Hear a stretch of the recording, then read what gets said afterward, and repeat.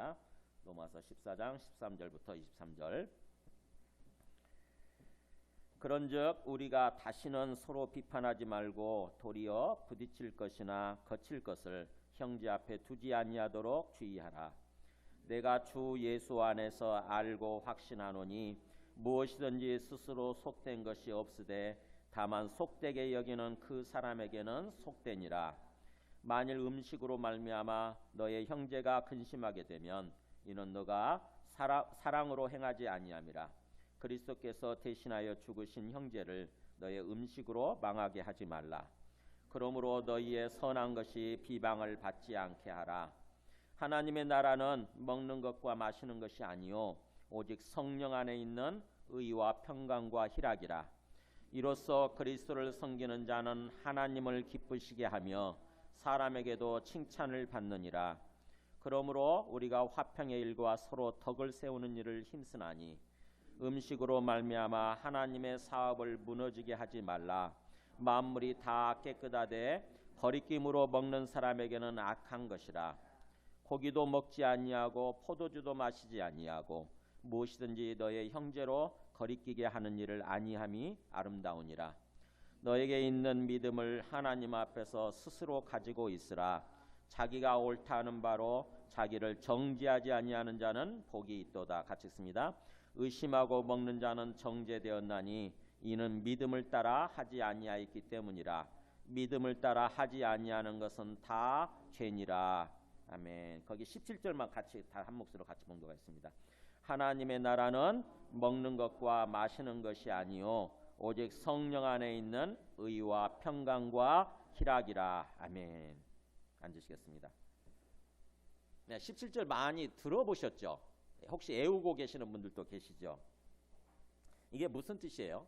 하나님의 나라는 먹는 것과 마시는 게 아니고 오직 성령 안에 있는 의와 평강과 희락이다.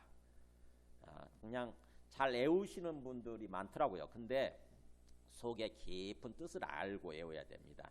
그래서 우리가 예수님 믿고 구원받아서 이 땅에서 신앙생활 하잖아요. 믿음 안에서 삶을 사는 게 신앙생활이죠. 믿음 안에서 삶을 살아가는데 말씀을 통해서 잘 깨닫고 거기에 제대로 초점을 맞추고 살아야 되는 거죠. 제대로.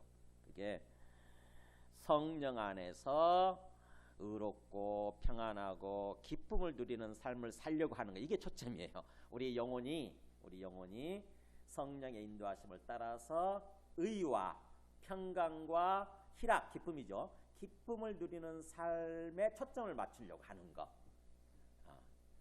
그게 뜻입니다. 자, 오늘 말씀은요. 우리가 그동안에 어떤 그 사랑하는 것에 대해서, 사랑이라고 하는 주제에 대해서 말씀을 계속해서 듣고 예배를 드렸습니다. 그래서 우리가 예수님 믿고 구원받아서 이 땅에서 삶을 산다고 하는 것은 사랑의 모습으로 사는 거라고 그랬죠. 사랑의 모습으로. 그러니까 사랑의 모습으로 나타나야 돼요. 우리의 인격이나 우리의 삶의 모습이 진정으로 내가 구원받았다. 예수님 믿고 구원받았다. 그렇다고 한다면은 우리의 인격, 우리 삶의 모습이 사랑의 모습으로 나타나야 된다고 하는 것입니다. 근데 자칫하면은 우리가 예수 믿는 것과 그래서 구원받는 것과 사랑은 아무 관련이 없는 것처럼 생각이 쉽죠, 그죠? 예수 믿고 구원받는 것은 반드시 이루어져야 되는 거지만 사랑하는 것은 해도 되고 안 해도 되고 마치 내가 선택사항인 것처럼 이렇게 생각하기 쉬운 거죠. 근데 성경 말씀을 통해서 보면은 구원받는 삶은 바로 사랑하는 삶이라고 하는 거예요. 그러니까 구원은 사랑하는 삶으로 사랑으로 나타나게 돼 있고 나타나야 한다고 하는 것입니다. 왜 그러느냐? 왜 그렇죠? 왜 구원이 사랑이죠? 네, 구원이라고 하는 것을 우리가 죽어서 천국 가는 것으로만 생각하게 되면은 이게 말씀이 이해가 안 되는 거죠. 근데 성경 말씀을 통해서 보면 구원은 뭐라고 그랬습니까? 죽어서 천국 가는 것도 구원이긴 하지만, 그죠? 죽어서 우리 영혼이 천국 가는 것도 구원은 맞아요. 근데 성경에서 말씀하는 구원의 본질적인 개념은 더 많은 비중이 차져 있는 거죠. 사실은 70%라고 했죠, 제가. 구원의 절대적인 비중은 어디에 맞춰져 있냐면은 하나님과 관계가 회복되어져서 하나님과 함께 더불어 살아가는 거. 이게 구원의 본질적인 개념이라고 그랬죠. 하나님과 원수돼 있었어요. 우리가 하나님, 그래서 하나님 완전히 등지고 하나님 모르고 하나님 없이 사는 인생이었거든요. 하나님을 거부하다 보니까 하나님이 있는 곳으로부터 우리가 분리됐잖아요. 그죠? 에덴 동산에서 지금 쫓겨난 사람들 아닙니까 우리가. 그죠? 에덴 동산 하나님이 계시는 곳이거든요. 근데 에덴 동산에서 쫓겨났어요. 우리가 하나님 있는 곳에서 쫓겨나서 하나님 없는 곳에서 태어나서 하나님 없이 인생을 살다가 하나님 없는 영원한 곳으로 가게 돼 있는 그런 존재들인 거죠. 우리가. 근데 그런 우리를 구원하시기 위해서 하나님의 아들이 이 땅에 오신 거예요. 하나님 아버지께서 자기 아들을 보내신 거예요. 우리를 구원하시기 위해서. 그래서 우리가 예수님을 믿게 된 거 아닙니까? 예수님을 믿고 우리가 구원받은 거예요. 그럼 구원받았다고 하는 개념은 뭐겠어요? 이제 바로 다시 하나님이 계신 곳으로 우리가 들어가는 것입니다. 하나님이 계시고 하나님이 통치하시는, 그게 하나님 나라의 개념이에요. 하나님의 나라는 하나님의 통치 이런 뜻이에요. 하나님의 나라는 하나님이 왕 되셔서 하나님이 통치하시고 다스리신다 이런 뜻이 하나님의 나라. 한자말로 하면 천국이에요. 천국. 그게 구원이에요. 하나님의 나라에 들어가는 거, 하나님의 통치하신 속에 들어가는 거. 그게 구원이에요. 그래서 다시 하나님과 관계가 회복되어져서 하나님과 함께 인생을 사는 거. 그러다 보면은 하나님 안에서 은혜롭고 평안하고 기쁨을 누리는 삶을 사는 거죠. 하나님이 주님 되셔서 우리를 돌보시고 우리의 필요를 채워주시고 하나님께서 우리 삶을 주관하시고 인도해 가시는 거니까, 우리가 하나님과 함께 사는 거니까 얼마나 우리 영혼이 그곳에서 기쁘고 평안하고 행복하겠어요. 그게 구원이에요. 그게 구원. 그러니까 죽어서 천국 가는 것이 구원의 전부가 아니라 오히려 성경에서 말하는 절대적인 비중은 한 70% 된다고 그랬어요. 그것은 이 땅에서 그렇게 하나님과 함께 더불어 살아가는 삶이에요. 그렇다고 한다면은 왜 사랑이 구원인지, 왜 구원이 사랑인지를 우리가 이렇게 연결이 되죠. 그죠? 우리가 구원받았다고 한다면 왜 사랑하는 삶을 살아야 되느냐? 네, 바로 모든 관계가 회복되어져서 하나님의 뜻대로 하나님 안에서 하나님과 함께 더불어 사는 거니까 당연히 자연스럽게 사랑의 인격으로 나타나게 돼 있는 거죠. 사랑하는 삶으로 나타나게 돼 있어요. 진짜로 우리가 구원받았다고 하고 구원받은 삶을 산다고 한다면은 사랑하는 삶을 살려고 하게 돼 있어요. 우리가 잘못 말씀을 잘못 들어서 잘못 깨달아서 그러는 거지. 마치 구원이라고 하는 것은 죽어서 천국만 가는 거, 요렇게만 생각하니까 이 땅에서 우리의 삶이 완전히 어긋나고 왜곡되는 거예요. 죽어서 천국 가는 개념도 있지만 그건 한 3% 정도밖에 안 된다고 그러잖아요. 제가 성경에서 조금 나와요. 조금.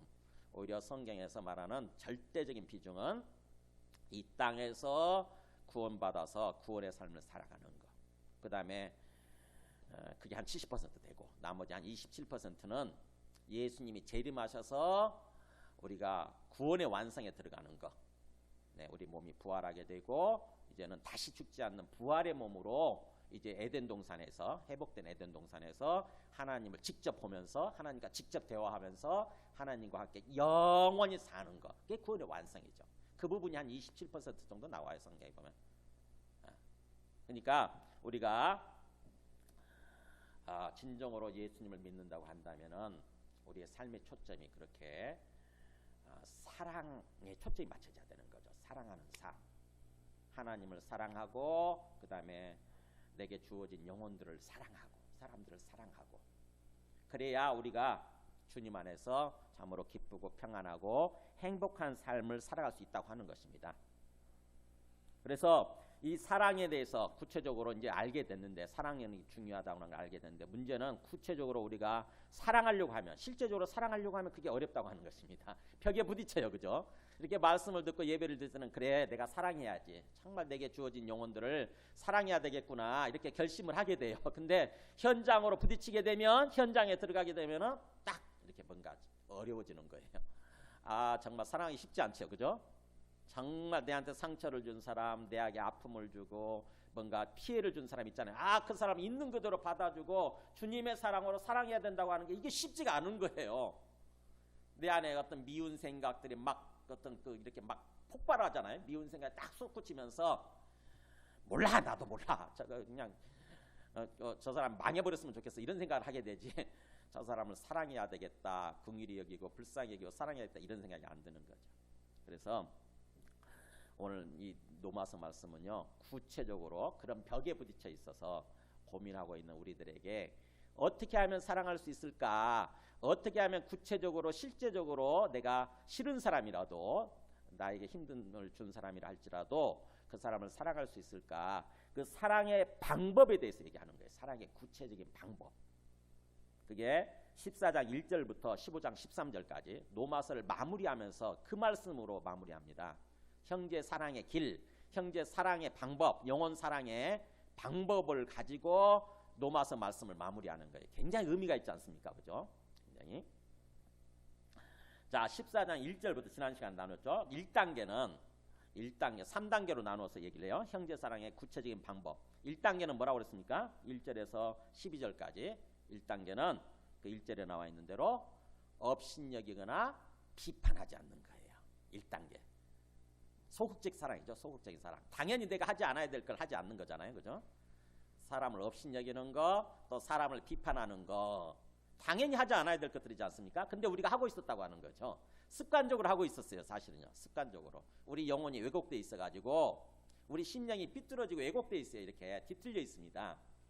정상적인 상태로 되어 있는 게 아니고 왜곡되어 있어요. 그러다 보니까는 우리도 모르게 자연스럽게 습관적으로 다른 사람을 업신여기고 또 비판하고 이걸 하고 있는 거죠. 예수님 믿으면서도, 예수님 믿는다고 하면서도 내 마음에 안 들면 어떤 사람에 대해서 업신여기고 또는 비판해버리고, 항상 비난과 비판, 뭔가 어떤 멸시하는 마음, 업신여기는 마음이 우리 속에 팽배해 있어요.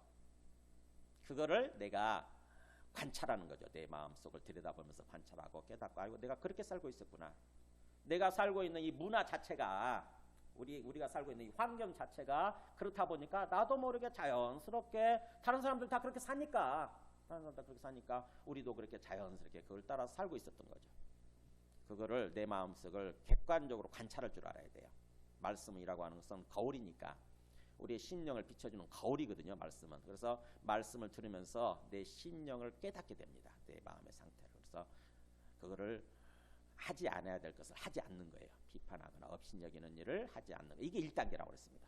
그것만 이루어져도요, 그게 사랑의 시작이에요. 이제 내한테 주어진 영혼, 형제들을 사랑하는 그런 삶의 시작, 사랑의 시작, 이게 바로 그 부분입니다. 업신여기지 않는 거, 비판하지 않는 거. 나오려고 할 때, 나도 모르게 나오려고 할 때 말씀을 생각하고 그거를 입을 딱 닫는 거예요. 업신여기는 말 또는 비판하는 말, 이거를 딱 닫고 절제하는 것입니다. 처음에 힘들죠. 막 입이 벌어지려고 하거든요. 막 벌어집니다. 그때 절제하는 거예요. 그거 하지 않는 거예요. 당연히 하지 않았어야 되는 것을. 그때부터 우리의 심령이 딱 제자리로 돌아가기 시작하죠. 우리 심령 상태가. 그러면서 다른 사람을, 그 앞에 있는 어떤 그런 사람을 사랑할 수 있게 되기 시작하는 거죠. 사랑이 시작되는 거예요. 그 다음에 2단계가 바로 오늘 말씀이고요. 13절부터 23절까지 2단계. 그 다음에 3단계는 나머지 15장 1절부터 13절까지 3단계. 그래서 이렇게 3단계에 걸쳐서 어떻게 하면 우리가 구체적으로 실제적으로 사랑할 수 있을 것인가, 형제를, 이웃을, 영혼을 사랑할 수 있을 것인가, 이렇게 얘기를 하는 거니까, 그러니까 여러분도 이 말씀의 흐름을 따라서 찬찬히 생각을 해보세요. 그래야 주님께서 이렇게 권면하시는 거잖아요. 그래서 이 말씀대로 우리가 깨닫고 하려고 할 때 우리의 인격이 정상화되어지게 되고, 우리의 영혼이 정상화되어지게 되고, 주님 안에서 의롭고 평안하고 기쁨의 삶을 참으로 어떻게 보면 형통하고, 우리 삶이 형통하고, 또 우리 몸이 건강하고 우리 삶이 행복한 복된 그런 삶을 살아갈 수 있게 된다고 하는 것입니다. 그러니까는 아무렇게나 생각하는 게 막 내가 뭔가 막 일을 그냥 그야말로 일을 꽉 물고 뭔가 결단한다고 되는 게 아니거든요. 이게 쉽지 않아요. 그래서 주님께서 우리에게 일종의 지혜를 주시는 거죠. 어떻게 하면 그렇게 사랑하는 삶을 살 수 있을 것인가. 그래서 1단계는 소극적 사랑이에요. 소극적인 단계. 가장 기초적인 단계죠. 업신여기거나 비판하는 말을 절제하는 것. 그 다음에 이제 2단계, 오늘 뭐냐? 2단계 핵심이 뭘 것 같으세요? 네, 거기 13절 보면 알죠? 13절 보면 그런즉 이제 2단계로 넘어가죠. 그런즉 우리가 다시는 서로 비판하지 말고, 그게 1단계 내용이죠. 1단계 내용 다시 한번 요약하죠. 다시는 비판하거나 업신여기지 말고, 그 다음에 거기서 멈추지 말고 거기 뭐라고 돼 있어요? 도리어란 말을 쓰잖아요. 한 단계 더 이런 뜻이죠. 한 단계 더. 도리어 오히려 부딪힐 것이나 거칠 것을 형제 앞에 두지 않도록 주의하라. 이게 2단계 사랑이에요. 2단계예요. 부딪힐 것, 거칠 것, 이게 뭡니까? 내가 어떤 사람 앞에다가 이렇게 딱 놓아두게 되면 사람이 막 무심코 걸어가는데 내가 거기다가 몰래 살짝 돌멩이나 뭔가 그것을 딱 그 사람 발 앞에다 놓아두게 되면 어떻게 됩니까? 그 사람이 부딪히잖아요. 또는 거기에 걸려 넘어지게 되잖아요. 그죠? 그걸 하지 않는 거예요. 그거. 그러니까 부딪힐 것, 거칠 것을 형제 앞에 두지 않으려고 하는 거. 이게 무슨 말이냐? 내가 내한테 어떤 정당한 자유가 있고 권리가 있어요. 내가 그렇게 해도 됩니다. 내가 뭔가를 해도 되는데 그것으로 말미암아 나의 어떤 모습, 나의 인격, 나의 행동하는 모습, 이것으로 말미암아 어떤 연약한 사람이 그것 때문에 넘어지게 생겼다. 넘어질 수도 있다. 이게 보이면 기꺼이 내 권리와 자유를 하지 않는 거예요. 절제하는 거예요. 그것을 내려놓는 거예요. 그러니까 나로서는 어떻게 보면 손해죠. 그죠? 나로서는 그 손해보는 삶을 사는 거 아닙니까? 내한테 정당한 자유가 있고 권리가 주어져 있어요. 그렇게 해도 됩니다. 근데 나의 그런 어떤 모습으로 말미암아 혹시 연약한 사람이, 약한 사람이 그것 때문에 걸려 넘어지게 생겼다. 시험 들게 생겼다. 그러면 나의 정당한 자유와 권리를 행사하지 않는 것입니다. 그게 2단계예요. 2단계. 즉 적극적인 사랑이죠. 좀 더 적극적이죠. 내가 해도 되는데 안 하는 거니까. 해도 되는 건데 안 하는 거니까 적극적이죠. 좀 더 적극적으로. 자, 무슨 말이냐면은 그래서 제가 오늘 제목을 그 13절에 있는 그걸 가지고 그대로 하려다가 좀 길어서 응용해서 제목을 달았어요. 설교 제목이 뭡니까? 상대방을 적극적으로 배려하는 거. 적극적이란 말에 방점이 찍혀 있어요. 상대방에 대해서 좀 더 적극적으로, 능동적으로, 자발적으로 배려하는 삶을 사는 거. 이게 2단계 사랑의 방법이에요. 이게 무슨 말이냐면은 그 배경을, 이 말씀을 주는 그 배경을 우리가 좀 알 필요가 있어요. 14절부터 거기 16절까지가 14절, 15절 그게 배경이에요. 15절에 그렇게 나오죠. 만일 음식으로 말미암아 너의 형제가 근심하게 되면 이는 너가 사랑으로 행하지 아니함이라 그리스도께서 대신하여 죽으신 형제를 너의 음식으로 망하게 하지 말라. 음식 문제가 걸려 있었다고 하는 거죠. 먹고 마시는 문제가 걸려 있었어요. 음식 문제. 그러니까 초대교회 때 이 노마서를 쓸 당시에도 어떤 문제로 말미암아서 이렇게 형제를 제대로 사랑하지 못하고 형제를 걸려 넘어지게 하는 그런 모습이 펼쳐지고 있었냐면은 바로 이 먹고 마시는 문제 때문에 그랬던 거예요. 음식 문제. 그러니까 뭐냐면은 그때 당시에 그 어떤 그 우리도 옛날에 그랬지만 항상 뭔가 어떤 그 막연한 어떤 그 귀신을 향해서 어떤 제사를 지내잖아요. 그죠? 특히 그 이방 문화라고 하는 것은 항상 우상 신전 있지 않습니까? 거기 보면은 우상 신전에 가서 제사를 지내고 그 제사 지낸 고기를 시장에 유통시키는 거예요. 그래서 시장에서 사 먹는 고기가 다 우상신한테 제사 지낸 음식들이거든요. 근데 그걸 보면은 뭔가 믿음이 강한 사람들은 우상신은 거짓된 거니까, 그 없는 거니까 그냥 아무렇게나 내가 먹어도 된다 이렇게 생각을 하는 반면에 믿음이 연약한 사람들은 뭐예요? 걸려 넘어지게 되는 것입니다. 저거는 우상신한테 제사 지낸 음식인데 왜 저걸 먹어? 저거 먹으면 우상신을 일종의 섬기는 셈이 되는 건데, 우상신을 내가 인정하는 셈이 되는 건데 저거 먹으면 안 되지, 이런 생각을 하게 되는 거예요. 그러니까는 믿음이 강한 사람과 믿음이 연약한 사람들 사이에 어떻게 보면 갈등이 있게 됩니다. 믿음이 강한 사람들은, 특히 이방인 출신들은 그런 어떤 그런 거에 익숙하지 않으니까 그냥 자유롭게 먹어버리는 반면에 뭔가 유대인들 있잖아요. 내이기 말씀에 굉장히 익숙해 있고 내이기 11장에 보면은 뭘 먹어도 되고 안 먹어도 된다는 게 막 나오거든요. 그러니까는 그런 거에 익숙해 있는 유대인 출신들 같은 경우는 굉장히 민감한 거예요. 굉장히. 우리도 옛날에 그랬잖아요. 우리도 믿음이 연약한 사람들은 그럴 거예요. 아마 이번 추석 때 같은 때도 차례 지낸 음식 있잖아요.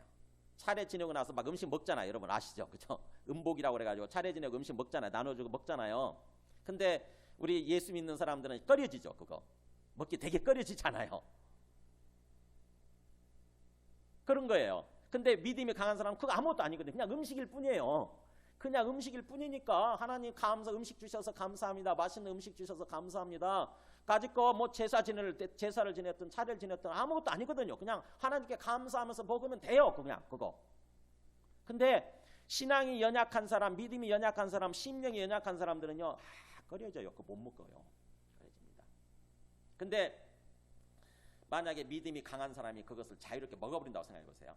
그거를 그 사람은 자유롭게 먹는데 믿음이 연약한 사람들, 이제 막 신앙생활 시작한 사람들 그걸 보는 거예요. 믿음이 강한 우리 장로님, 우리 권사님이 저거 자유롭게 먹네. 우리 목사님이 저거 자유롭게 먹네. 그러니까 뭐예요? 그런 생각을 합니다. 그러면 귀신을 인정하는 거구나. 일종의 우상신을 인정하는 거구나. 그러면서 그들도 마음속에 그런 생각을 하는 거야. 이게 하나님도 계시지만 우상신도 계시는 거구나. 그래서 우상신도 믿고 어떻게 하나님도 믿어도 되는 거구나. 이런 식으로 생각을 하기 쉬운 거죠. 영적으로 넘어지는 거예요. 영적으로. 믿음이 연약한 사람들은 그것으로 말미암아 넘어지게 되는 것입니다. 그 얘기예요. 그 얘기. 그러니까 15절에 그죠? 만일 음식으로 말미암아 먹고 마시는 그런 음식으로 말미암아 나의 행동을 보면서 네 형제가 근심하게 된다고 한다면 네 형제가 그것을 꺼리면서도 먹는 거예요. 뭔가 근심하면서도 먹어요. 앞에 간 사람이 먹으니까. 그렇게 되면 이는 너가 사실은 그 형제를 배려하지 않고 그 형제를 사랑으로 행하지 않고 있는 거다라고 하는 것입니다. 그렇기 때문에 그리스도께서 대신하여 죽으신 형제, 앞에 있는 그 뭔가 근심하고 있는 형제는, 내가 넘어지게 만든 그 형제는 어떤 형제냐면 그리스도께서 그 사람을 사랑하셔서 그 영혼을 사랑하셔서 그 사람을 대신해서 죽으신 형제, 아주 귀한 형제인 거죠. 귀한 영혼이에요. 하나님 보실 때는 굉장히 귀한 영혼입니다. 그런데도 불구하고 나의 어떤 자유, 나의 권리로 말미암아서 그 형제를 근심하게 만들고 그 형제를 실족하게 만들고, 그래서 그 형제의 영혼을 망하게 하지 말라라고 하는 거예요. 망하게 하지 마라. 죽게 만들지 말라고 하는 거죠. 그러니까 초대교회 당시에는 항상 이런 문제가 있었어요. 이 배경하에서 얘기를 하는 것입니다. 그래서 14절에 그랬죠. 내가 주 예수 안에서 알고 확신하노니, 네, 주님 대신 예수, 이게 복음이잖아요. 아, 예수님이 주님이시구나. 예수님이 이 땅에 오신 하나님의 아들이시고 우리의 영혼의 주인이시고 우리 생명의 주인이시구나. 그래서 그분을 믿고 사는 거 아닙니까? 그분 안에서 우리가 삶을 사는 거잖아요. 그래서 그렇게 주님 대신 예수 안에서 내가, 사도 바울이 깨닫고 확신하는 것은 나오잖아요. 내가 이제 복음을 통해서 사도 바울이 스스로 깨달은 거예요. 뭐가 중요한지, 뭐가 본질인지 아는 거죠. 그래서 알고 확신하노니 뭐냐면은 무엇이든지 스스로 속된 것이 없으되, 음식이든 뭐 마시는 거든 뭐든 간에 스스로 저절로 거기서 생겨날 때부터 그 자체로 속된 것은 아니구나. 속된 것은 없구나. 잘못된 거, 더러운 것은 없구나. 근데 다만 속되게 여기는 그 사람에게는 속되니라. 뭐예요? 믿음이 연약해서, 주님에 대한 믿음이 약해서 내가 그거를 속되게 여기는 거죠. 그게 잘못된 것으로, 죄악된 것으로 여긴다고 하는 것입니다. 그러면서 그걸 먹어버리게 되면 그 사람한테는 그게 죄가 되는 거죠. 그 사람의 심령을 무너뜨리게 되는 것입니다. 이거 먹으면 안 되는데, 이거 우상신을 섬기는 건데, 그러면서도 앞에 사람이 먹으니까 먹어버리게 되면, 그러면 그 사람의 심령이, 건강한 심령이 무너지게 되는 거죠. 주님 앞에서 무너지게 되는 것입니다. 이제 그야말로 잘못된 것을 나중에는 드러내놓고 이제 행하게 되겠죠. 그죠? 잘못됐다고 하면서도 그 죄악된 거라고 알면서도 그냥 마음 놓고 행해버리게 되는 거예요. 자꾸 그렇게 돼버리는 거죠. 그래서 그러므로 16절에 그랬죠. 그러므로 너희의 선한 것이 비방을 받지 않게 하라. 분명히 객관적으로는 선한 건데 하나님 앞에서 해도 되는 거예요. 먹어도 되는 거죠. 음식 같은 거 먹어도 되는 건데, 그것이 혹시 다른 사람에 의해서, 믿음이 연약한 사람에 의해서 오해를 받고 그 사람들이 오해를 하고 나를 비방하게 되는 것입니다. 그러지 않도록 나의 어떤 정당한 자유와 권리를 할지라도 그 사람을 위해서, 연약한 사람을 위해서 절제하는 삶을 살아라라고 얘기하는 거예요. 그게 사랑하는 거다. 그게 형제를 사랑하는 거다. 그러니까는 초대교회 당시에는 이 배경이 있었던 것입니다. 우리 사도행전 15장 한번 보여주실래요? 사도행전 15장에 좀 더 구체적으로 이 배경을 좀 우리가 알아야 이 말씀을 제대로 이해하니까. 사도행전 15장에 보면은 15장 19절 첫 번째 말씀 보여주세요. 예수 믿는 사람들이 다 모여서 총회를 하는 게 이 공회예요. 총회 아죠. 전체 다 모여서 회의를 하는 것입니다. 우리도 총회가 있잖아요. 우리도 지금 다음 달 10월 7일인가에 총회가 있어요. 우리 이 합동측 총회가 있게 되는데, 우리 예수 믿는 사람들이 다 모여서 함께 회의를 해야 될 판인데 다 모일 수 없으니까 예수 믿는 사람들 대표해서 목사님들, 장로님들이 모여서 회의를 합니다. 그게 총회인데 그 총회에서 중요한 문제들을 결정을 해요. 근데 이 초대교회 당시에도 최초 공회가 열렸어요. 최초 총회가 열려가지고 어떤 문제로 열렸냐면 바로 이거 먹고 마시는 문제 때문에 열렸어요. 먹고 마시는 문제. 그러니까는 뭔가 우리가 율법대로 마음대로 먹어도 되느냐, 모든 거 다 먹어도 되느냐, 아니면 철저하게 율법을 지키고, 내 얘기 그 율법을 지키고 어떤 것은 먹어도 절대 먹으면 안 되고 그러는 거냐, 그래야 우리가 구원받는 거냐, 아니면은 오직 예수님만 믿으면 구원받는 거냐를 놓고 막 서로 막 다툼이 일어나니까 총회가 열린 것입니다. 그 총회에서 최종 결론이 이거예요. 어떤 결론을 냈는가 보세요. 그러므로 이제 앞에 있는 내용들을 다 듣고 서로 뭔가 어떤 서로 뭔가 반박하고 서로 뭔가 변호하고 하는 그런 얘기들이 쭉 있겠죠. 재판정에서는 그렇게 하잖아요, 그죠? 검사가 뭔가 기소를 하면은 또 변호사가 변호하고 막 그러지 않습니까? 그래서 그 얘기를 다 듣고 최종 재판장 위치에 있는 사도가 이런 결론을 냅니다. 그러므로 내 의견에는 이렇게 내요. 총회장으로서 내 의견에는 이방인 중에서 하나님께 돌아오는 자들을 괴롭게 하지 말고, 그러니까 하나님을 몰랐던 그 이방인들이 이제 복음을 듣고 예수 믿는 거, 그래서 구원받는 거, 그렇게 되는 것을 괴롭게 하지 말고, 그러니까 하나님께로 돌아온다는 게 이게 구원이죠. 하나님 없이 살다가 하나님과 분리된 삶, 하나님과 대적하는 삶을 살다가 하나님께로 돌아오는 거예요. 그래서 하나님의 가족이 되고 하나님의 백성이 되어서 하나님과 함께 더불어 살아가는 삶, 이게 구원이죠. 이게 구원. 그래서 그렇게 이방인 중에서 구원받게 되는 자들을 더 이상 다른 것을 가지고 괴롭게 하지 말자. 그러면서 오직 이것만 조심하라고 권면하자. 뭐냐면은 다만 오직 그런 뜻이죠. 오직 네 가지죠. 우상의 더러운 것, 우상신앙께 제사 지낸 더러운 음식, 그 다음에 음행, 그 다음에 목매어서 죽인 거. 우리 짐승을 잡을 때 이방인들이 그렇게 죽이잖아요. 옛날 개 같은 거 잡을 때 그런 식으로 잡았잖아요. 이 유대인들은 절대로 목매어 죽이지 않습니다. 유대인들은 피를 다 빼내야 되기 때문에 목에 칼을 대가지고 피를 다 빼내요. 그렇게 잡습니다. 짐승을. 소도 잡을 때, 그 다음에 양을 잡을 때 그렇게 잡죠. 근데 우리 이방인들은 무지막지하게 죽이잖아요. 무지막지하게 목매어서 죽이고 막 그렇게 하지 않습니까? 근데 어쨌든 그런 이방 문화죠. 그렇게 하지 말고 목매어 죽인 거, 그 다음에 또 피가 생명을 상징하는 거니까 이 네 가지만 좀 멀리하라고, 이걸 좀 조심하라고 편지하는 것이 옳으니. 그러니까 그렇게 권면하자. 이것만, 이 네 가지만, 다른 거 다 안 지켜도 된다. 율법 같은 거 안 지켜도 된다. 그냥 주 예수 그리스도만 믿으면 구원받는다. 이게 맞다는 거예요. 이게 주 예수 그리스도만 믿으면 구원받는다. 근데 그렇지만 이 네 가지는 좀 조심하라고 그러자. 왜냐? 조심하라고 하는 이유가 있어요. 이는 예로부터, 옛날부터 각 성에서, 성이란 게 도시죠. 각 지역, 각 도시에서 모세, 즉 율법을 전하는 자가 있어서 안식일마다 회당에서 그 글을 읽으리라. 그러니까 뭐예요? 이방인들이 모여 사는 그런 문화지만 그 가운데는 유대인들이 흩어져 가지고 각 지역으로 흩어져서 유대인들끼리 모여 살지 않습니까? 그래서 유대인들이 10명만 모이면 회당이 형성이 되고 회당에서 일종의 예배를 드리는 거죠. 그 사람들은 율법을 읽고, 모세 오경이죠. 율법을 읽고 예배를 드려요. 그러다 보니까 그 사람들은 율법에 아주 익숙합니다. 그래서 율법에 있는 내용들이 이런 거죠. 일종의 율법에 있는 내용들이거든요. 근데 율법이 다른 내용들은 다 무시해도 되는데 요거는 그 사람들이 워낙 절대시 여기니까, 유대인들이 워낙 절대시 여기니까 그 유대인들을 배려하는 차원에서 그런 뜻이에요. 그 연약한 유대인들을 배려하는 차원에서 이방인들로 알고 요것만은 좀 조심하라고 그러자.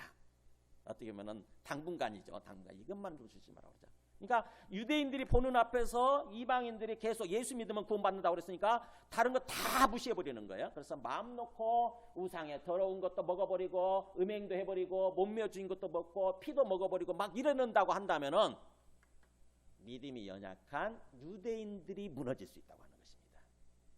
믿음이 연약한 유대인. 그러니까 이 단서 조항 어떻게 보면은 단서 조항을 둔 이유는 뭐냐면은요, 유대인들을 배려하는 차원이에요. 믿음이 연약한 아직 주 예수 그리스도를 온전히 못 믿는 믿음이 연약한 심령이 연약한 거죠. 그 심령이 연약한 그 사람들을 배려하는 차원에서 약자를 배려하고 사랑하는 차원에서 조심하라고 그러자 이거예요. 그러니까는 어떤 초대교회 어떤 그런 총회에서도 이렇게 결론을 낸 거예요. 약자를 배려하는 삶을 살도록 하라고 그러자. 그러니까는 그냥 자유롭게 살아도 되는데 이제 복음 안에서 우리가 자유를 얻었고 권리가 있으니까 그렇게 살아도 되는데 그럼에도 불구하고 연약한 사람들 그 사람들을 좀 배려하라고 그러자 이런 차원이에요. 이게 결정이 내려진 것입니다. 음식이라고 하는 것은요. 한번 그 다음 말씀도 보여줘 보세요. 마가복음 7장 15절 보면은 예수님이 오셔서 이렇게 말씀하세요. 무엇이든지 밖에서 사람에게로 들어가는 것은 능히 사람을 더럽게 하지 못하되. 그러니까 예수님 당시에도 그 율법 때문에 음식 문제로 인해서 먹고 마시는 문제로 인해서 서로 갈등이 있고 막 싸움이 벌어지니까 예수님이 정리해 주시는 것입니다. 무엇이든지 밖에서 사람에게로 들어가는 거 뭐예요? 먹는 거잖아요. 먹고 마시는 거. 이런 것은 사람을 더럽게 하지 못한다. 즉 사람을 죄짓게 하지 못한다고 하는 거죠. 사람의 영혼을 더럽히고 그 죄짓게 하는 게 아니다. 오히려 문제가 되는 것은 사람 안에서 나오는 거. 사람 안에서 마음속에 있어서 나오는 거잖아요. 그게 더 사람을 즉 영혼을 더럽히고 죄를 짓게 만드는 것이다. 그런 것입니다. 그러니까는 먹고 마시는 문제 이런 건 아무것도 아니라는 거죠. 먹고 마시는 거. 오히려 우리 마음속에 생각하는 거 우리가 품고 사는 거 있잖아요. 요게 문제라고 하는 거죠. 이게 우리 마음속에서 그걸 말로 끄집어내잖아요. 그죠? 우리 마음속에 가득한 것을 자꾸 말을 통해서 표현하지 않습니까? 그러니까 우리 마음속에서 나오는 거 이게 문제가 된다고. 이게 사람들의 영혼을 더럽히고 사람들 죄짓게 만들고 그렇게 한다고 하는 거죠. 그러니까는 어떤 먹고 마시는 어떤 그런 것이 문제가 아니라 우리의 마음이 문제라고 하는 것입니다. 우리 마음이 오히려. 그러니까 하나님은 뭐예요? 우리 마음을 중요시 여기는 거죠. 우리 마음속에 있는 생각을 중요시 여기는 거예요. 그러면서 여기 나오잖아요. 모든 음식물은 다 깨끗하다 이렇게 선포하시지 않습니까? 먹고 마시는 먹는 거 있잖아요. 이거는 다 더러운 게 아니다. 죄 짓는 게 아니에요. 그 자체로는 다 정결하고 깨끗한 거라고 하는 것입니다. 근데 왜 하나님은 레위기 11장에서 뭘 먹어라, 뭘 먹지 마라 이렇게 하셨을까요? 왜 그 계명을 주셨을까요? 레위기 11장 보면 나오잖아요. 그죠? 뭘 먹어도 된다, 뭘 먹어서도 안 된다. 이를테면 우리가 좋아하는 거, 제가 좋아하는 거, 뭐 낙지, 문어 이건 먹으면 안 되거든요. 성경에 보면 레위기 11장에 보면은 왜요? 비늘이 없는 거니까. 비늘이 있어야 되고요. 비늘이 있는 거 그것만 먹도록 돼 있어요. 낙지, 문어 비늘이 없잖아요. 이건 먹으면은 더럽히는 거라고 그러죠. 먹지 못하게 만들었어요. 그 다음에 또 돼지고기 우리 좋아하는 거 돼지 삼겹살 이거 먹으면 안 돼요. 소고기나 쇠고기나 양고기 이런 것만 먹어야 돼요. 왜? 뭐냐면 풀 먹는 거 그 다음에 또 어떤 굽이 쪽지어져 있는 거 이것만 정결한 음식으로 하나님이 정해놓으셨어요. 그래서 그것만 먹도록. 돼지고기는 풀 먹는 게 아니잖아요. 풀 뜯어 먹는 게 아니니까. 왜 그랬었을까요? 하나님이 그렇게 정했는데 왜 예수님은 여기 와서 선포하시는 거죠? 모든 음식물은 다 먹어도 된다. 다 깨끗한 거다. 뭐죠 이게? 네, 성경의 문맥을 따라서 가만히 보게 되면은 사실은 레위기 11장은 훈련시키기 위해서 주신 거예요. 정결의 훈련, 어떤 거룩의 훈련. 우리가 세상 사람들과 똑같이 사는 것이 아니라 세상 사람들과는 다른 모습으로 항상 영적으로 정결한 모습으로 그래서 성결하고 거룩한 모습으로 살아가도록 일종의 훈련시키기 위해서 훈련을 위해서 임시적으로 주신 어떤 그런 훈련 계명이에요. 훈련 계명. 그 레위기 10장에 보면 그 사건이 있고 나서 어떤 사건이 있고 나서 이 사람들을 훈련시켜야 되겠다 해가지고 하나님이 주신 계명입니다. 누가 주셨냐면 바로 예수님이 하나님이시니까 하나님의 아들 하나님이시니까 예수님이 주신 계명이에요. 예수님이 그 율법을 주시고 나서 그 율법에 담겨있는 진정한 의미를, 본질적인 의미를 이렇게 깨닫게 해주시는 거예요. 다시 오셔서. 내가 그 계명을 주었지만 원래 그 계명에 담겨있는 본질적인 뜻은 너희들을 훈련시키기 위한 것이고, 본래 음식이라고 하는 것은 정결한 거다. 그래서 하나님을 믿고 하나님 안에서 감사기도 하고 먹으면 다 되는 거다라고 하는 거죠. 그런데 유대인들은 몇천 년 동안, 수백 년이 아니죠, 몇천 년 동안 그 음식 문화, 구별하는 그 음식 문화에 젖어서 살아왔기 때문에 이게 쉽지가 않은 거예요. 거기로부터 자유로워지기가 쉽지 않은 것입니다. 예수님을 믿게 됐다 할지라도 거기서부터 벗어나는 게 쉽지가 않은 거예요. 우리 그렇잖아요. 참 처음에 복음이 전해질 때 그 제사 문화 때문에 얼마나 걸림돌이 됐습니까? 그렇잖아요.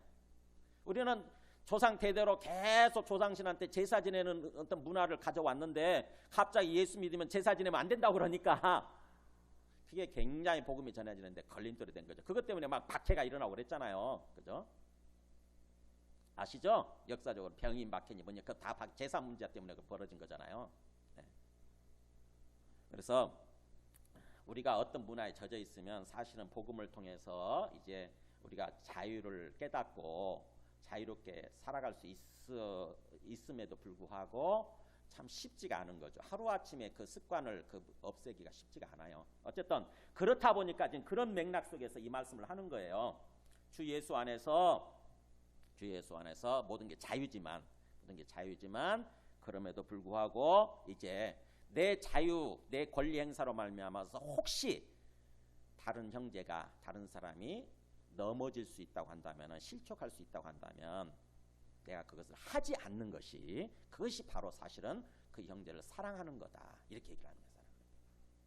내 권리 행사를 절제하는 거, 내 권리를 절제하는 거, 내 자유를 절제하는 거, 이게 참 놀라운 사랑이죠. 그잖아요. 내가 스스로 손해보는 삶을 사는 거니까. 그래서 신앙의 본질이 뭔지를 얘기합니다. 거기 보세요. 17절에서 19절까지가 우리가 믿고 있는 예수 그리스도를 믿고 삶을 산다고 그럴 때에 우리 믿음의 본질, 우리 신앙생활의 본질이 뭔가를 깨달아야 돼요. 그냥 무조건 뭔가 그렇게 내 권리를 절제하고 내 자유를 절제하려고 하면 쉽지 않죠.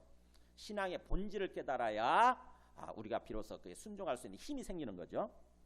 자, 신앙의 본질 나오죠. 17절에 하나님의 나라는, 다시 한번 같이 읽을까요? 시작. 하나님의 나라는 먹는 것과 마시는 것이 아니요 오직 성령 안에 있는 의와 평강과 희락이라.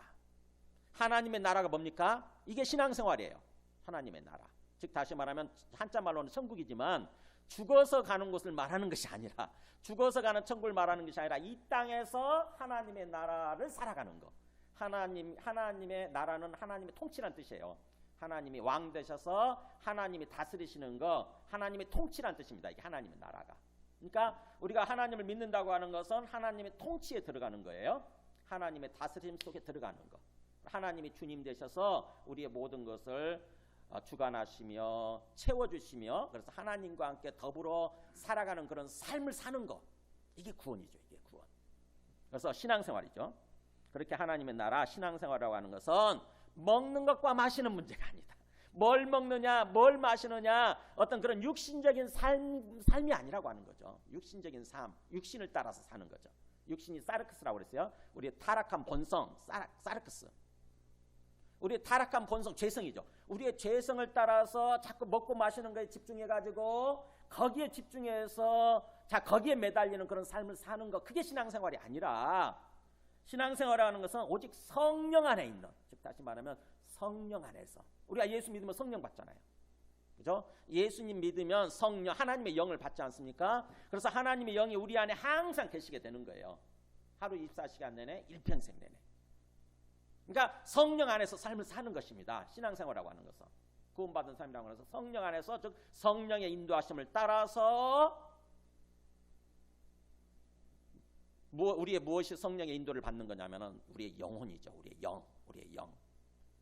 우리의 영이 성령의 인도하심을 따라서 거기 보면은 의를 누리고 평강을 누리고 그 다음에 희락, 기쁨을 누리는 삶을 사는 거라고 규정되는 거죠.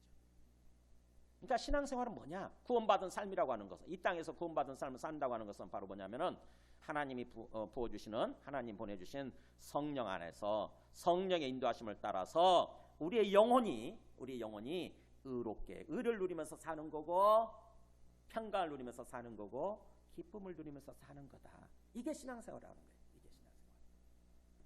의가 뭐예요? 의가 성경에서 굉장히 많이 나오죠. 뭐 너희는 먼저 그의 나라와 그의 의를 구하라 이기도 나오고, 또 믿음으로 의롭다 하심을 받았다 할 때 그것도 의가 나오고, 성경에 여기저기 수도 없이 나오는 단어가 의인데 막상 의라고 하는 것을 설명하려고 그러면 어렵잖아요. 이게 의가 뭐지? 한자말은 쉽죠. 오히려 한자말 의자 어떻게 쓰는지 아시죠? 위에 양 있고 양자가 있고, 양에다가 밑에 나가 있잖아요. 양 밑에 내가 있는 거, 이게 의자예요. 오를 의자. 참 굉장히 의미가 있죠. 한자말은 그러니까 성경을 그대로 하나님의 뜻을 그대로 잘 이렇게 보여줍니다. 참 놀라워요. 이게 표의 문자라고 그러잖아요. 뜻을 반영해주는 문자가 이 한자인데, 한자에는요 성경을 그대로 나타내주는 말들이 굉장히 많이 나옵니다. 의자도 마찬가지. 의자도 양 밑에 내가 있는 거. 양이 예수님이겠죠. 예수님 밑에 내가 있는 거. 예수 그리스도 밑에 나를 딱 내가 있는 거, 나를 굴복시키는 거, 이게 의로움이라는 거예요. 근데 원래 의라고 하는 뜻은, 의는 뭐냐면 의의 개념은 정상적인 상태를 말해요. 정상적인 상태. 하나님이 원래 지으신 대로, 하나님이 원래 창조하신 그대로 우리의 영혼이, 우리의 심령이 정상적인 상태에 있는 거. 죄로 말미암아 더럽혀지거나 아니면은 어떤 사망 상태에 들어가 있거나 그런 게 아니라 정상적인 상태, 건강한 상태에 있는 거. 이게 의입니다. 이게 의란 뜻이에요. 그러니까 원래 하나님이 지으신 그대로 우리 영혼이 어떤 그 건강함을 누리면서 사는 거, 그게 의입니다. 의. 정상화됐다고 생각하면 돼요. 저는 그래서 정상화라는 말을 씁니다. 의라는 말은 누구는 온전하게 됐다 이렇게 표현하더라고. 어떤 신학자는 온전하게 됐다. 근데 저는 정상화됐다 이렇게 표현을 써요. 정상화된 상태로 사는 거, 이게 의예요. 우리 심령이, 우리 내면 세계, 우리 속사람이, 그것이 밖으로 나타나면 선, 그렇게 얘기하죠. 선과 악, 선악 그러죠. 그래서 의와 불의, 의의 반대는 불인데, 의와 불의가 밖으로 행동으로 나타나면 선악이 되는 거예요, 성경적으로. 그래서 어쨌든 우리 영혼이 그렇게 성령의 인도하심을 따라서 건강하고 깨끗한 모습으로, 정상적인 모습으로 누리면서 사는 것, 그게 의라고 하는 거죠. 그렇게 성령 안에서 의를 누리고, 그러면서 우리 마음에 평안을 누리면서 사는 것. 평안. 평안의 반대는 뭐예요? 불안과 근심과 걱정과 염려와 두려움이죠. 두려움. 또는 갈등과 싸움이죠. 싸움. 이게 없는 거예요. 우리 영혼이 평안, 기쁨을 평안하면서 뭔가 갈등이 없는 모습으로, 불안하지 않는 모습으로, 두렵지 않은 모습으로 평안을 누리면서 사는 것. 그러면서 또 희락, 기쁨을 누리면서 사는 것. 이거라고 하는 것입니다. 여러분, 개념이 정리가 됐어요? 신앙생활을 하는 거, 예수님 믿고 삶을 산다고 하는 것은 뭐예요? 우리 영혼이 주님 보시기에, 주님 앞에서 성령의 인도하심을 따라서 의를 누리고 평안을 누리고 기쁨을 누리면서 사는 거, 이런 거라고 하는 것입니다. 주님은 우리에게 그런 삶을 주시기 위해서, 그런 삶을 살도록 하시기 위해서 이 땅에 오셔서 우리를 구원해 주신 거예요. 원래 우리가 그런 삶을 살아야만 되는 존재예요. 원래 살았어야 되는 존재예요. 근데 하나님으로부터 분리되다 보니까, 하나님을 거부하고 하나님으로부터 분리된 삶, 하나님 없는 삶을 살다 보니까 뭐예요? 항상 의롭지 않죠. 항상 불의가 우리 안에 뭔가 영적으로 더러워진 모습으로 사는 거고, 평안이 없어요. 우리 마음에 항상 불안하고 근심하고 두려워하고, 또 기쁨이 없어요. 기쁨이 없어요. 소망이 없어요. 기쁨이. 그런 모습으로 살게 됐다고 하는 거죠. 근데 그거를 회복시켜 주시고 온 거예요. 그래서 18절에 그렇게 나오죠. 이렇게 이로써, 그러니까 앞에 있는 내용이죠. 우리 영혼이 그런 모습으로서 그리스도를 섬기는 자는, 그리스도를 믿고 그리스도와 함께 사는 거죠. 그리스도를 예배하고 그리스도를 경배하고 이렇게 사는 거죠. 그리스도를 섬기는 거예요. 그렇게 그리스도를 섬기는 자는 결국 하나님을 기쁘시게 하게 돼 있고, 그 다음에 사람에게도 칭찬을 받느니라. 바로 우리가 원하는 게 이거잖아요. 그죠? 바로 우리의 그런 모습을 보실 때 하나님이 우리한테 기쁨을 주시고, 하나님이 기뻐하신다고 하는 거예요. 하나님 우리를 사랑스럽게 여기시고 우리를 기쁘게 받아주신다고 하는 거죠. 주님 보실 때 너무 이쁜 거예요. 우리가 그런 모습이 너무 이쁜 거예요. 그래서 주님께서 더욱더 우리를 사랑해 주시고 은혜를 부어주시게 되고, 이렇게 되는 거죠. 그렇게 되면은, 그러면서 또 사람으로부터도 당연히 인정받고 사랑받고 칭찬 듣는 그런 삶이 이루어진다고 하는 것입니다. 여러분, 우리가 이 땅에서 삶을 살면서요, 조금 가난해도 사람으로부터 인정받고 사랑받고 칭찬 듣는 모습으로 살잖아요. 그럼 행복합니다. 여러분 아시죠?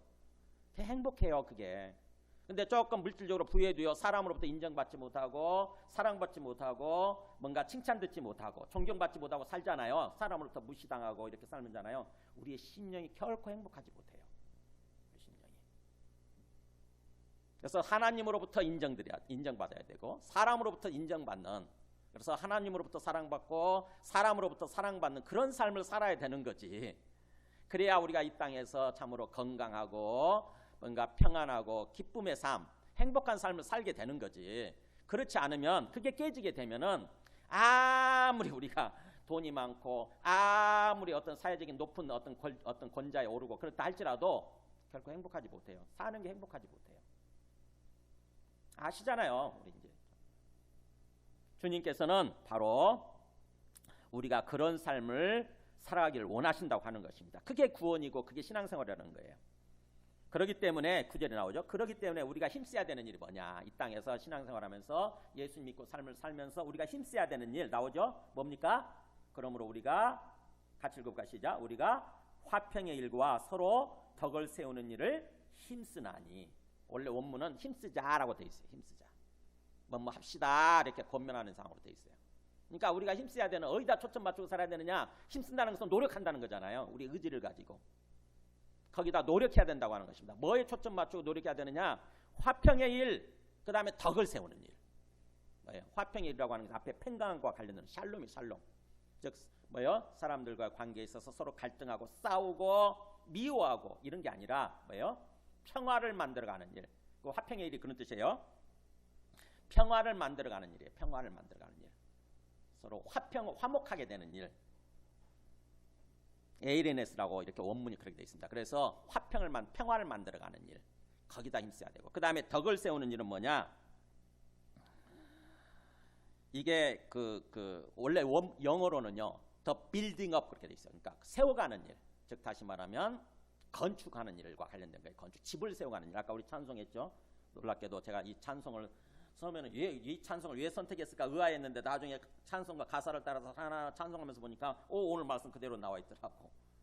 여기서 이 덕을 세운다는 말이 바로 집을 세워가는 일이에요. 집을 세워가는 일. 그래서 이게 오이코도메스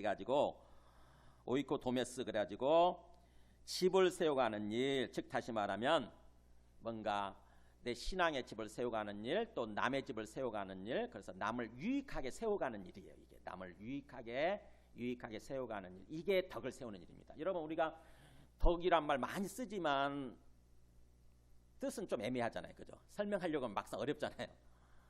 아이고 뭐가 그러잖아요. 보통 정치인들이 뭔가 자꾸 비난받고 그러면은 와서 사과를 하는데 그렇게 얘기하지 않습니까? 아이고 제 부덕의 소치로요. 제 부덕의 소치로 제가 덕이 부족해서 이렇게 됐습니다. 죄송합니다. 이렇게 하는데 그 덕이 뭐냐고. 덕이 바로 남을 유익하게 세워주는 일, 이게 덕을 세운다는 뜻이에요. 그러니까 우리가 힘써야 되는 일이 뭐예요? 평화를 만들어가는 일, 화목하는 일, 그 다음에 또 다른 사람을 유익하게 세워주는 일, 이 일에 힘쓰는 삶을 살아야 된다. 이게 우리 신앙생활에 우리가 초점 맞추고 노력해야 되는 그거예요. 그것이 바로 사랑인 거죠. 사랑. 다른 사람을 사랑하는 일. 그렇기 때문에 그래서 그렇게 신앙의 본질을 얘기하고 나서 20절, 21절에 다시 아까 그 문제, 먹는 문제 있잖아요. 음식 문제로 돌아와서 그 음식 문제의 경우에 그럼 내가 어떻게 적용할 거냐. 이렇게 뭔가 화평의 일과 덕을 세우는 일을 힘쓰는 삶이 어떻게 적용이 될 수 있느냐 하는 거예요. 음식 문제를 놓고 어떻게 하겠어요? 여러분 같으면? 어떻게 해야, 아까 그 먹고 마시는 문제 있잖아요. 이 문제를 놓고 내가 어떻게 해야 화평의 일을 힘쓰는 모습이 되는 거고, 그 다음에 덕을 세우는 어떤 그런 삶을 사는 거죠. 거기 나오죠. 20절에 나오지 않습니까? 음식으로 말미암아 하나님의 사업, 하나님의 일을 무너지게 하지 말라. 그러면서 만물이 다 깨끗하되 거리낌으로 먹는 그 사람에게는 악한 것이니라. 그러니까 뭐예요? 음식 문제를 가지고 결국 내가 먹고 마시는 내 자유죠. 내 자유 권리를 가지고 궁극적으로 하나님의 일을 무너지게 하지 말자고 하는 거예요. 그러면서 만물 자체는 다 깨끗한 거지만, 먹고 마시는 그 음식은 다 깨끗한 거지만, 정결한 거지만, 혹시 우리 믿음이 연약한 사람들, 그 사람은 그걸 꺼리끼는 거죠. 그래서 그 사람한테는 그게 악한 거라고 하는 것입니다. 믿음이 연약해서 그걸 꺼리끼고 있으니까. 근데도 먹어버리게 되면 그 심령을 무너지는 거죠. 스스로 자기 믿음을 무너뜨리는 거죠. 그러니까 그 사람한테는 악한 것이니까 그렇다고 한다면 나는 어떻게 살 거냐 하는 거예요. 그렇다고 한다면. 그게 21절이죠. 21절 같이 읽어볼까? 시작. 고기도 먹지 아니하고 포도주도 마시지 아니하고 무엇이든지 너의 형제로 거리끼게 하는 일을 아니함이 아름다우니라. 그러니까 뭐예요? 만약에 내 먹는 고기가 다른 사람을 무너지게 한다고 한다면, 다른 사람을 꺼리끼게 한다고 한다면 그거 차라리 안 먹는 거. 또 내가 먹는 포도주가, 만약 내가 마시는 포도주가 다른 사람을 무너지게 만든다, 다른 사람들의 심령을 넘어뜨리게 하는 그런 일이다. 그러면 뭐예요? 내가 먹어도 되지만, 먹을 수 있지만 그걸 하지 않는 것, 먹지 않는, 기꺼이 먹지 않는 것이 바로 하나님 보시기에 선하고 아름다운 모습이라고 하는 것입니다. 하나님이 기쁘게 여겨 주신다는 거예요. 그잖아요. 저 사람이 저렇게 해도 되는데 다른 사람을 위해서 안 하는 거예요. 하나님 보실 때 얼마나 이쁘겠어요. 그잖아요. 하나님 보실 때 얼마나 이쁘고 사랑스럽겠어요. 하나님이 얼마나 그 사람한테 은혜 주시고 복된 삶으로, 행복한 삶으로 인도해 이렇게 세워주시겠어요. 사도 바울이 이 부분을 좀 더 직접적으로 표현하고 있는 구절이 어디 나오냐면 고린도전서 8장에 이렇게 보면은 한번 보여주세요. 고린도전서 8장에 이렇게 나와요. 이제 고린도 교회도 똑같은 문제가 있었던 거죠. 똑같은 문제가 발생하고 있었어요. 교회 내에서. 보세요. 만일 음식이 내 형제를 실족하게 한다면, 만일 내가 먹는 음식이 내 형제, 내 어떤 그 내 귀한 영혼이죠. 귀한 영혼으로 하여금 그 사람이 실족하게 될 수 있다고 한다면 뭐라고 합니까? 나는 영원히 고기를 먹지 않겠다. 그래서 내 형제를 실족하지 않게 하리라. 이렇게 결심하는 거예요. 이게 자기 결단이죠, 결단. 내가 얼마든지 먹을 수 있고, 얼마든지 어떤 내가 할 수 있지만 내 권리가 있고 내 자유가 주어져 있어요. 근데 그것으로 말미암아, 내 모습으로 말미암아 한 사람이라도 시험 들게 되고, 그래서 그 심령이 무너지게 될 수 있다, 실족하게 될 수 있다 그러면 기꺼이 내가 그걸 포기하겠다고 하는 것입니다. 영원히 안 하겠대, 영원히. 이 자세가 좋은 거죠, 이 자세가. 내 돈 갖고 내가 내 모든 거 먹는데 누가 뭐라고 그래? 내 돈 갖고 내 필요한 거 사는데 누가 뭐라고 그래? 이렇게 살 수 있잖아요, 그죠? 내한테 주어진 어떤 돈이니까 내 것이잖아요. 그러니까 내 마음대로 쓴다고 해서 누가 뭐라고 할 사람 없잖아요. 그런데도 불구하고 만약에 나의 그런 모습으로 인해서 연약한 형제가 실족할 수 있다, 시험 들 수 있다 그런다면은 기꺼이 하지 않으려고 하는 거, 이게 아름다운 모습이라는 것입니다. 하나님 보실 때. 생각해 보세요. 보면은 전에 그런 일이 있었는데 어떤 교회에서 보면은 딱 명품 가방을 들고 와요. 교회에 오면서. 명품 가방. 누가 뭐라고 그러겠어요. 자기 돈 갖고 자기가 산 건데.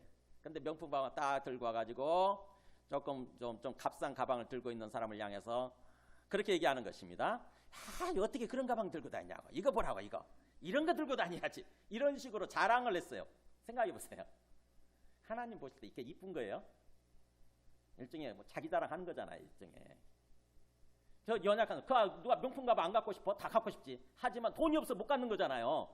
근데 내가 돈이 있다고 해서 그 명품 가방 샀다고 그래가지고 사람들 앞에 막 자랑하고 다닌다? 그러면 안 되는 거죠. 그잖아요. 그 연약한 심령이 돈 없는, 그렇지 않아도 힘든데 얼마나 힘들겠어요. 그잖아요. 그 마음이 얼마나 힘들겠어요.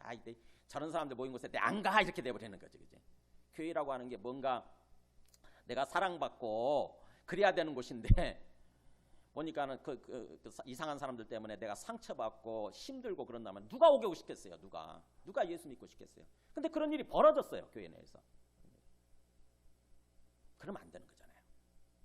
얼마든지 내 돈이니까, 내 돈 내 거니까 그걸 가지고 명품 가방 살 수도 있고 얼마든지 할 수는 있지만, 그러나 좀 조심해야죠. 좀 조심하고 상대방을, 다른 사람을 배려해서 다 숨겨놨다가 장롱에 모셔놓고 있다가 어디 외국에 나갈 때만, 남들 안 볼 때만 가지고 가세요. 그럴 때는 교회 오실 때는 그냥 남들하고 똑같은 거 좀 들고 오시고, 그게 다른 사람 배려하는 거잖아요.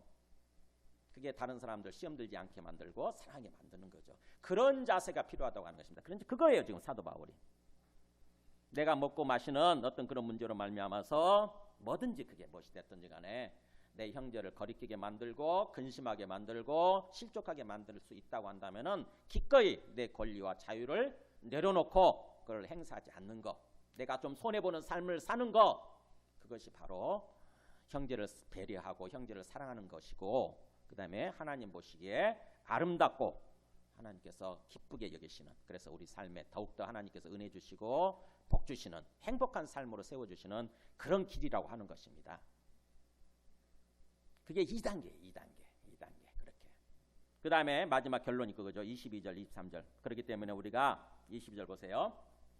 너에게 있는 믿음을 하나님 앞에서 스스로 가지고 있어라.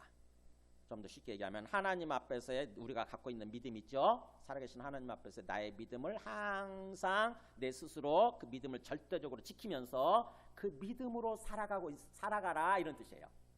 믿음으로. 내 믿음을 내가 철저하게 믿는 믿음이 있어요. 우리 믿음의 비밀이 있어야 돼요. 그 믿음을 가지고 항상 믿음대로 살아라. 그래서 자기가 옳다는 바로, 그러니까 믿음을 따라서 내가 이게 하나님 앞에서 올바르게 행동하고 있구나, 하나님이 기쁘게 여기시는구나, 이렇게 자기가 옳다는 바로 그렇게 자기를 정지하지 않는 삶을 사는 사람. 뭔가 그 반대는 뭐죠? 이렇게 내가 하면 안 되는데, 마음에 꺼리낌이 있는데 해버리는 거예요. 내 욕심 때문에, 또는 내 이기심 때문에, 내 교만한 마음 때문에 그렇게 해버리는 것입니다. 그러면 스스로 자기를 정지하죠, 그죠? 스스로 정지하는 거예요. 내가 이렇게 하면 안 되는데 해버린다고. 그러면 스스로 자기를 심판하는 거예요. 자기를 정지하게 됩니다. 그런 사람은, 그런 삶을 살지 않는 사람, 그렇게 정지하지 않는 사람은 복이 있다, 행복한 삶을 사는 사람인 거고, 그렇기 때문에 뭐 의심하고 먹는 자는 정죄되었나니, 그러니까는 그렇게 한다고 하면 안 되는 것을 알면서도 먹어버리는 사람, 그렇게 행동해버리는 사람이죠. 내가 이렇게 하면 안 되는데 그러면서도 그렇게 행동해버리는 사람은 정죄되었나니, 이는 믿음을 따라 행하지 아니기 때문이라고 하는 거예요. 그래서 믿음을 따라 행하지 않는 모든 것은 다 죄니라, 이 중요한 말입니다. 그러니까 우리가 무심코 예수님 믿고 삶을 살잖아요. 근데 믿음 없이 살 수 있는 거 있지 않습니까? 그죠? 믿음, 어떤 때는 믿음 없이 살죠. 그냥 내 마음대로 내 욕심, 내 이기적인 어떤 욕망을 따라 내 마음대로 살아버리잖아요. 그러면 그게 바로 하나님 보시기에 잘못된 거고 죄 짓는 거라고 하는 것입니다. 우리 영혼이 잘못되는 거라고 하는 거예요. 우리 영혼이 이제 잘못되게 되면은 우리 몸도 잘못되게 돼 있고 우리 하는 일도 다 무너지게 돼 있죠. 그래서 믿음을 따라 행해야 된다고 하는 거예요. 항상 믿음을 따라서. 그 항상 믿음을 따라 행한다는 게 뭐냐? 바로 그 믿음이 뭐예요? 우리가 주 예수 그리스도 믿잖아요, 그죠? 주 예수 그리스도를 믿는데, 예수님을 주와 그리스도로 믿는데 어떻게 믿습니까, 여러분? 내가 우리 모두 다 예수님 믿고 사는 사람들인데 여러분은 어떻게 믿음을 따라서 행하고 계세요? 네, 제가 비밀을 하나 알려드릴게요. 비결을. 항상 제가 드리는 말씀, 사도행전 7장 55절 56절 보여줘 보세요. 사도행전 7장 55절 56절. 우리가 뭘 믿어야 되냐면요, 예수님을 어떻게 믿어야 되냐면 이렇게 믿는 거예요. 스데반이 경험한 대로, 스데반이 성령 충만하여 하늘을 우러러 주목하여, 같이 파란 글 읽을까요? 시작. 하나님의 영광과 및 예수께서 하나님 우편에 서신 것을 보고, 그잖아요. 스데반도 평소에는 하나님이 안 보였는데, 하나님이 안 보이고 예수님이 안 보였어요. 이 땅에 오셨다 가셨다고 하는 얘기만 들었지, 복음을 들었을 뿐이지 진짜 긴가민가 했을 거예요. 진짜 하나님이 살아계실까? 진짜 천국이 있을까? 예수님이 진짜 이 땅에 오셨다 가신 하나님의 아들 맞을까? 그분이 진짜 부활하셨다는데 부활하셔서 지금도 진짜 살아계실까? 진짜 그게 맞을까? 이런 긴가민가 하는 생각을 가지고 살았을 거예요. 근데 하나님이 결정적인 순간에 스데반한테 보여주시는 거예요. 스데반이 지금 돌에 맞아 죽어가는 순간이거든요.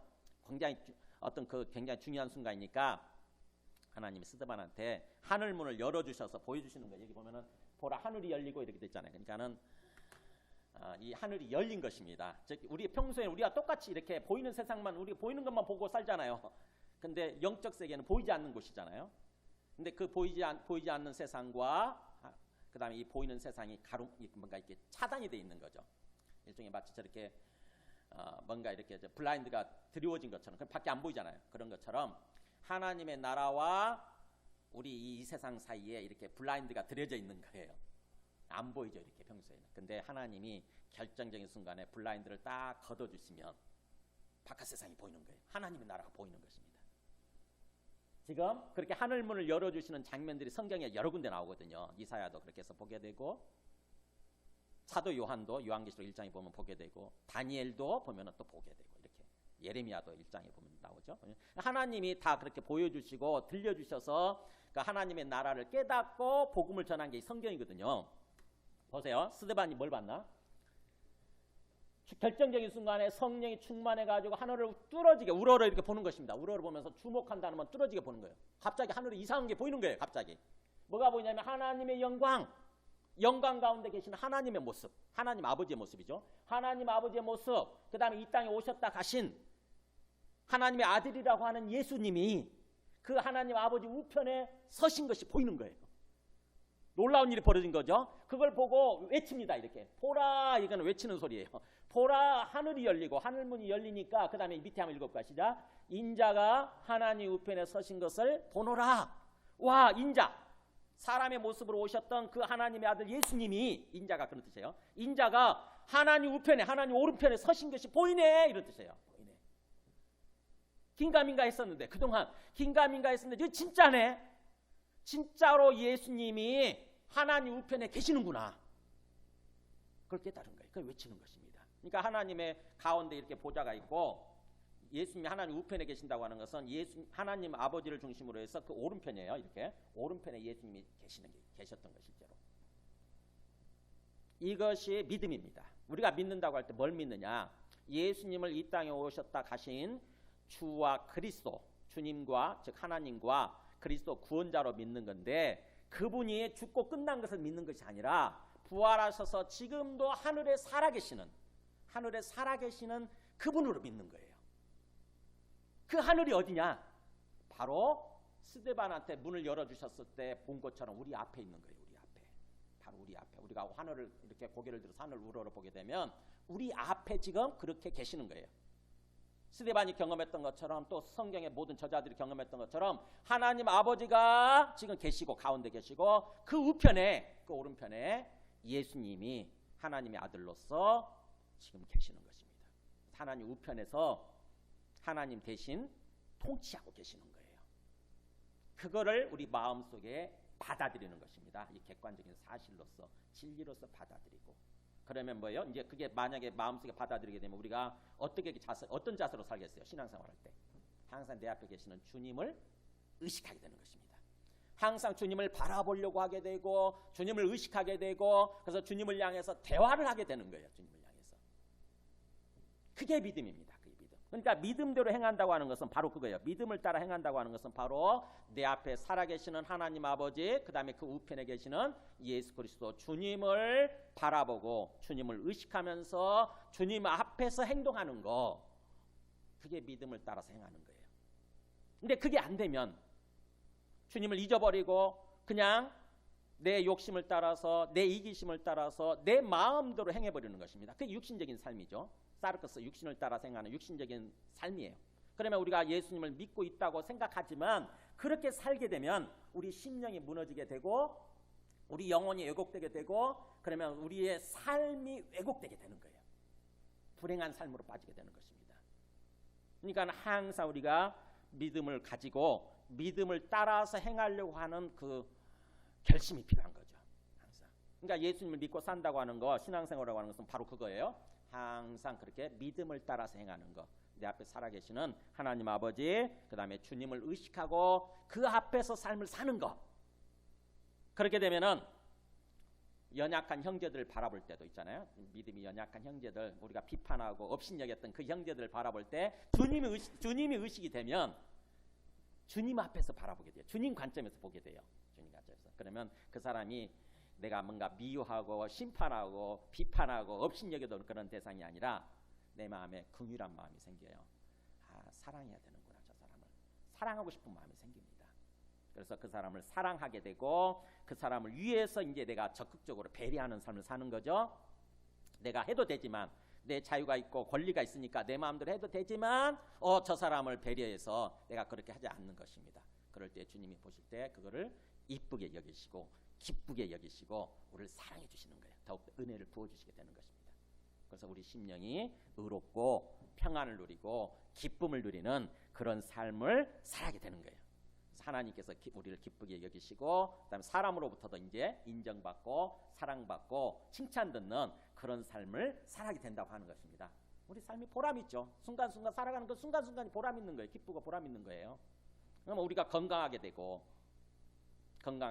우리 삶이 하는 일도 이상하게 자꾸 뭔가 형통하게 되고 이상하게 행복한 거예요. 이상하게 설명이 잘 안 되니까 이상하다는 말 쓰는 게 제가 이상하게 행복한 거 이상하게. 그게 믿음의 비밀이에요. 주님께서는 우리 모두가 바로 그런 삶을 살아가기를 원하신다고 하는 것입니다. 말씀을 정리합니다. 우리가 이 땅에서 예수님 믿고 삶을 산다고 그러면서도 항상 근심하고 걱정하고 염려하고 항상 불안하고 항상 두려움에 시달리고 그리고 항상 다른 사람들과 관계에서 서로 갈등하고 찢고 볶고 싸우고 이런 삶을 사는 것은 사실은 우리가 불행한 삶을 살고 있는 것이고 건강하지 못한 삶을 살고 있는 것이고 그것은 바로 믿음이 없기 때문에 그래요. 믿음을 따라서 행하지 않기 때문에 그래요. 진정으로 살아계시는 주님을 믿고요. 꼭 우리가 경험해봐야 됩니까? 말씀을 통해서 우리 역사적인 기록들을 받아들이잖아요. 그죠? 역사적인 기록이 두세 가지만 있으면 그대로 사실로 있는 그대로 사실로 받아들이지 않습니까? 그게 역사학자들이 하는 태도거든요. 역사적인 사료라고 그러죠. 사료 두세 가지만 있으면 그것도 그대로 사실대로 받아들이는 거예요. 근데 우리는 성경에 있는 그 내용들이 한두 가지만 있는 게 아니잖아요. 성경 조각이 5,000가 성경 사본이 5,000개가 넘어요. 사본 같은 경우는 신약 사본 같은 경우는 빼도 박도 못하는 역사적인 사실인 거죠. 그러면은 예수님의 그 부활을 통해서 부활에 관한 그 역사적인 사실들이 그렇게 5,000가지 뭐야 2만 가지가 넘는다고 그러죠. 있는 그대로 받아들여서 예수님이 진짜 이 땅에 오셨다 가신 하나님의 아들 주와 그리스도가 되시고 내 앞에 살아계시는구나. 이거를 마음속에 받아들이고 결단하면 돼요. 우리가 마음으로 의지로 감정의 문제 기분의 문제가 아니에요. 마음으로 받아들이고 그 다음에 거기에 나를 쳐서 굴복시키면서 사는 것입니다. 주님을 의식하고 주님을 바라보려고 하고. 그래서 마지막 말씀 그거 봐야 되겠네요. 히브리서 12장 이게 믿음으로 사는 믿음을 따라 행하는 비결이에요. 제가 하는 비결입니다. 위에 파란 글씨만 한번 읽어볼까 시작. 믿음의 주요 또 온전하게 하시는 이인 예수를 바라보자. 네. 그분은 하나님 보좌 우편에 지금 앉아 계시느니라 이런 뜻이에요. 앉아 계시느니라. 항상 예수를 바라보려고 하는 거예요. 항상 고개만 떨고 세상만 바라보고 사는 것이 아니라 고개를 들어서 내 앞에 계시는 주님을 바라보려고 하는 것입니다. 스데반처럼 하늘 우러러 항상 그분을 바라보려고 하는 것. 그러면 우리 안에 다시 주님에 대한 믿음이 회복이 돼요. 믿음의 주요, 믿음의 주님이시고 그 다음에 우리를 온전하게 만들어주시는 바로 그분 나오잖아요. 그렇게 살아갈 때 온전하게 만들거든요. 온전하게 만들어주신 그분 예수를 바라보자. 예수를 습관을 그렇게 들이세요. 자꾸 예수를 바라보려고 하는 거. 예수님을 바라보고 세상 사람들은 좀 이상하게 볼 거예요. 하지만 상관없어요. 예수님을 항상 하늘을 들어서 예수님을 바라보고 예수님을 향해서 대화를 하는 것입니다. 주님, 이런 상황에서 제가 어떻게 해야 될까요? 정말 이렇게 싫은 사람, 정말 사랑하기 힘든 사람이 있는데 제가 어떻게 해야 될까요? 이렇게 대화하면요, 곧바로 주님이 우리 마음을 회복시켜 주세요. 근데 그걸 주님을 잊어버리게 되면은 내 생각, 내 이기적인 욕망, 내 감정과 내 기분을 따라서 그냥 있는 그대로 해버리는 거죠. 있는 그대로. 그 사람을 업신여기고 비판하고 미워하고 심판하고. 우리 힘이 안 돼. 우리 힘은 그렇게 있거든요. 우리 자신의 힘은 절대로 사랑할 수 없거든요. 다른 사람을 사랑할 수 없습니다. 근데 하나님을 바라봄으로써 주님을 바라봄으로써 주님이 은혜를 부어주시면 성령을 통해서 은혜를 부어주시면 우리가 다른 사람을 비로소 보는 관점이 바뀌게 되고 그 사람을 사랑할 수 있게 되는 것입니다. 그렇게 사랑할 때 비로소 우리의 심령이 건강하고 은혜롭고 평안한 삶을 살게 되고 우리가 행복한 삶을 살게 된다고 하는 것입니다. 우리 함께 찬송하고 기도하겠습니다.